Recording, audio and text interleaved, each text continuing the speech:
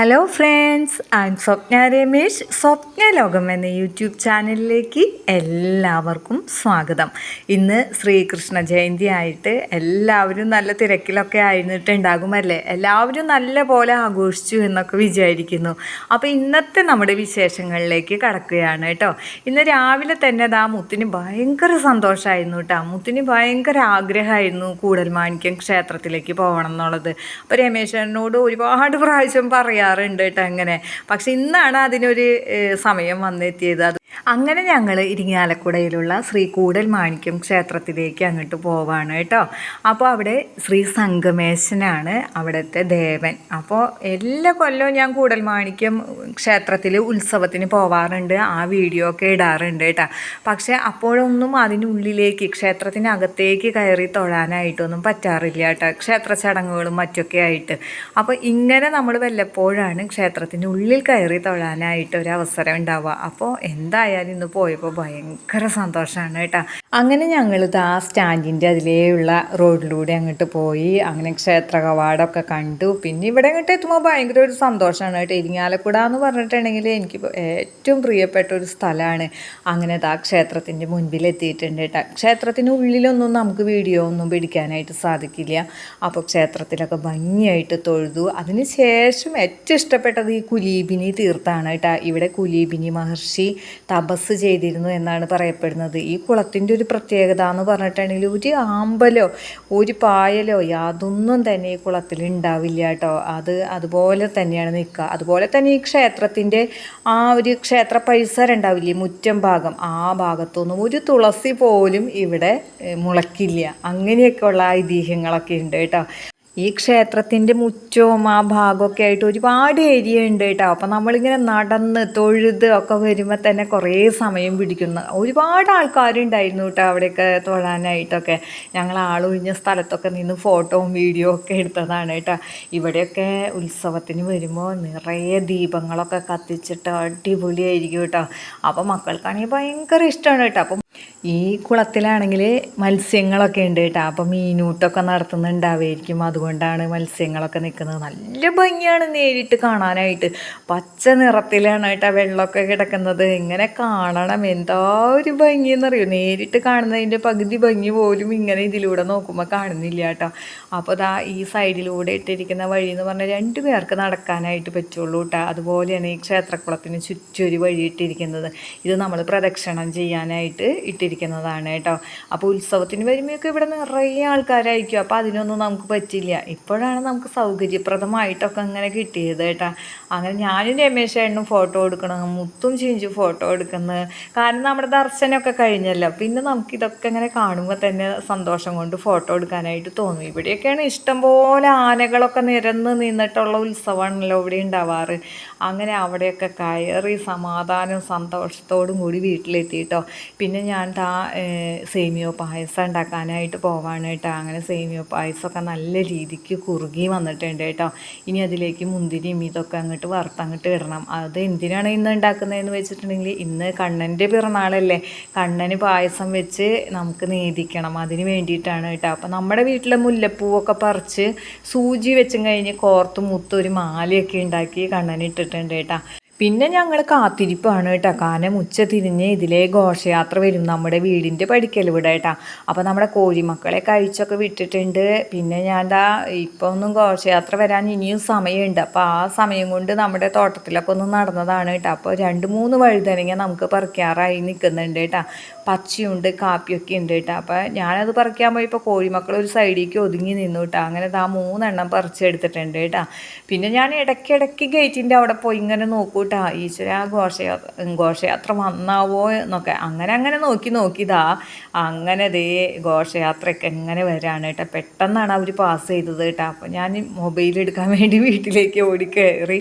അതിന് ശേഷം വന്നപ്പോഴേക്കും കണ്ണനും ഗോപികമാരൊക്കെ ഇങ്ങനെ അവിടെ നിന്ന് ഇങ്ങനെ പോവായിരുന്നു കേട്ടോ. അപ്പം നമ്മുടെ ഇവിടെ തൊട്ടടുത്ത് തന്നെയാണ് വടക്കേക്കെട്ടിൽ ക്ഷേത്രം ഉള്ളത്. അപ്പോൾ ഞാൻ വേഗം ഞാനും മുത്തും രമേശേട്ടനും എല്ലാവരും കൂടി ഇങ്ങനെ ഈ ഘോഷയാത്രയുടെ ഒപ്പം അങ്ങോട്ട് ചെന്നു കിട്ടാം. അപ്പോൾ ഇവിടെ ആയിട്ട് ഈ കുട്ടികൾക്കൊക്കെ ഇങ്ങനെ വെള്ളവും അതുപോലെ തന്നെ മിഠായി, ലഡു ഇതൊക്കെ വിതരണം ചെയ്യും കേട്ടോ. അപ്പോൾ ഈ കണ്ണന്മാർക്കും ഗോപികമാർക്കൊക്കെ ഭയങ്കര സന്തോഷമാണല്ലോ, എല്ലാവരും ലഡു ഒക്കെ തിന്ന് നിൽക്കുകയാണ് കേട്ടോ.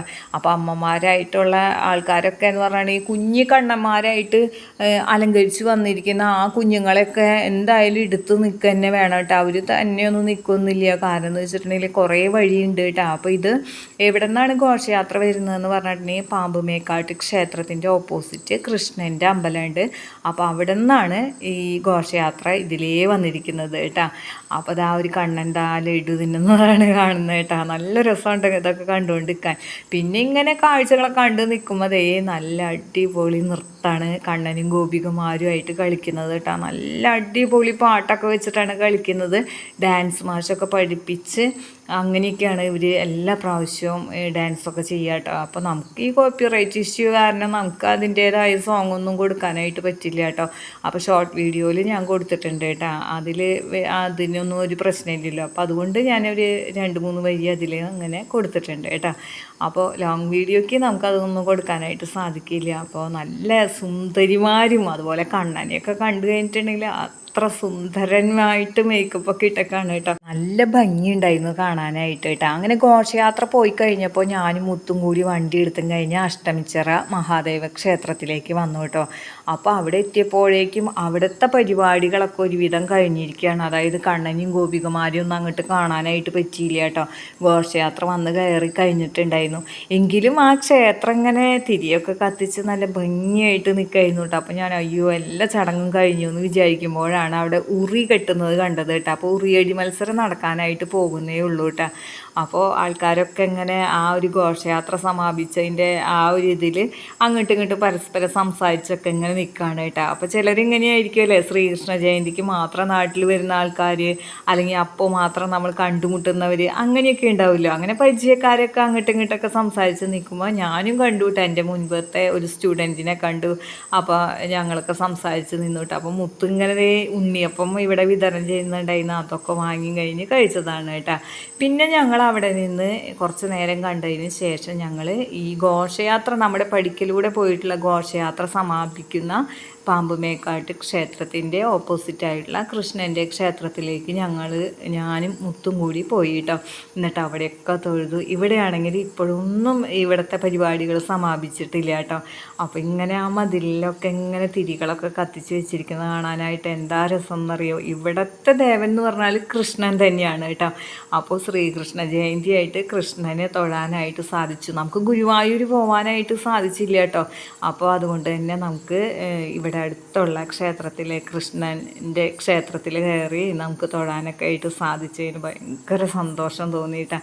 അങ്ങനെ സന്തോഷം കൊണ്ട് ഇത് ആ അമ്മയും മോളും ചിരിച്ചിരിക്കുന്നത് കണ്ടില്ലേ. അങ്ങനെ ഞങ്ങൾ ഇത് ആ ക്ഷേത്രത്തിൻ്റെ പുറത്തേക്ക് അങ്ങോട്ട് ഇറങ്ങിയപ്പോൾ നമ്മൾ നേരത്തെ കണ്ടിരുന്നില്ലേ ഡാൻസൊക്കെ, അവർ തന്നെയാണ് കളിക്കുന്നത്. പക്ഷെ വേറൊരു സോങ് വെച്ചിട്ടാണ് കേട്ടോ കളിക്കുന്നത്. അടിപൊളിയായിരുന്നു കേട്ടോ അങ്ങനെ കാണാനായിട്ട്. ഇവിടെയാണെങ്കിൽ ഇഷ്ടം പോലെ ആൾക്കാരാണ്. എല്ലാവരും ഇങ്ങനെ തിങ്ങി നിന്നിട്ട് ഇത്രയും ഹൈറ്റ് ഉണ്ടായിട്ട് എനിക്കും മുത്തിനും അങ്ങോട്ട് കാണാനായിട്ട് എത്തിച്ച് നോക്കേണ്ടി വന്നു കേട്ടോ. അങ്ങനെ ശരിക്കും കാണാനായിട്ട് പറ്റുന്നുണ്ടായിരുന്നില്ല. അപ്പോൾ രാത്രി ആയതുകൊണ്ട് തന്നെ ആ മേക്കപ്പൊക്കെ രാത്രി ഇങ്ങനെ കാണുമ്പോൾ നല്ല രസമുണ്ടായിരുന്നു കേട്ടോ. അപ്പോൾ നമ്മുടെ വീടിൻ്റെ അതിലേ വന്നപ്പോൾ ഒരു 5:30 സമയമൊക്കെ ആയിട്ടുണ്ടായിരുന്നുള്ളൂ. ഇപ്പോഴൊക്കെ സമയം എന്ന് പറഞ്ഞാൽ 8 മണി കഴിഞ്ഞിരിക്കുകയാണ് കേട്ടോ.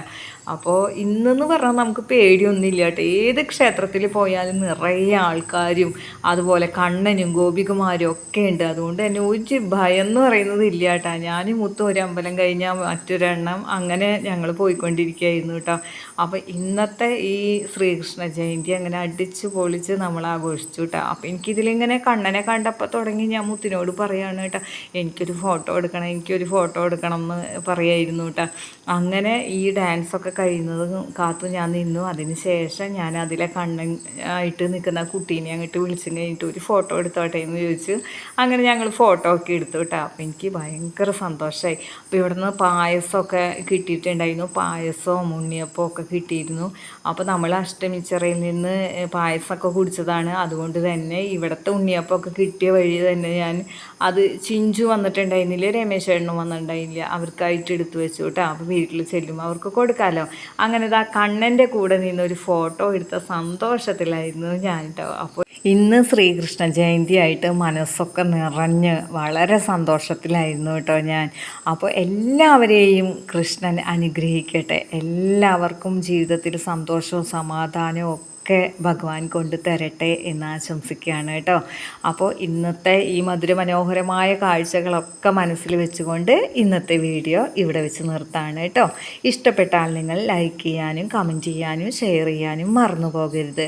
ആദ്യമായിട്ട് കാണുന്ന കൂട്ടുകാരാരെങ്കിലും ഉണ്ടെങ്കിൽ സബ്സ്ക്രൈബ് ചെയ്ത് കാണാനും മറക്കരുത്. ഇനി മറ്റു ചില വിശേഷങ്ങളുമായി നമുക്ക് അടുത്ത വീഡിയോയിൽ കാണാം.